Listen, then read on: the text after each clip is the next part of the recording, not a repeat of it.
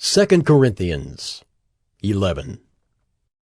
I wish you would bear with me in a little foolishness. Do bear with me.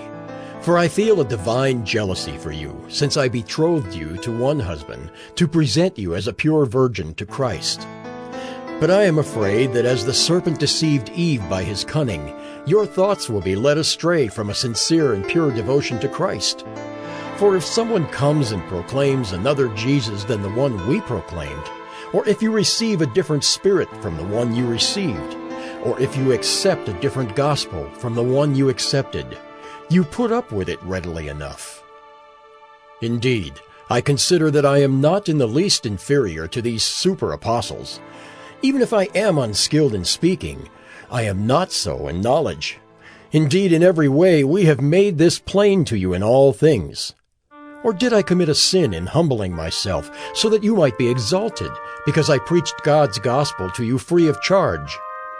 I robbed other churches by accepting support from them in order to serve you. And when I was with you and was in need, I did not burden anyone, for the brothers who came from Macedonia supplied my need. So I refrained and will refrain from burdening you in any way. As the truth of Christ is in me, this boasting of mine will not be silenced in the regions of Achaia. And why? Because I do not love you? God knows I do. And what I do, I will continue to do, in order to undermine the claim of those who would like to claim that in their boasted mission they work on the same terms as we do. For such men are false apostles, deceitful workmen, disguising themselves as apostles of Christ. And no wonder, for even Satan disguises himself as an angel of light. So it is no surprise if his servants also disguise themselves as servants of righteousness. Their end will correspond to their deeds. I repeat, let no one think me foolish. But even if you do, accept me as a fool, so that I too may boast a little. What I am saying with this boastful confidence, I say not with the Lord's authority, but as a fool. Since many boast according to the flesh, I too will boast. For you gladly bear with fools, being wise yourselves. For you bear it if someone makes slaves of you, or devours you, or takes advantage of you, or puts on airs, or strikes you in the face. To my shame, I must say, we were too weak for that. But whatever anyone else dares to boast of, I am speaking as a fool. I also dare to boast of that. Are they Hebrews?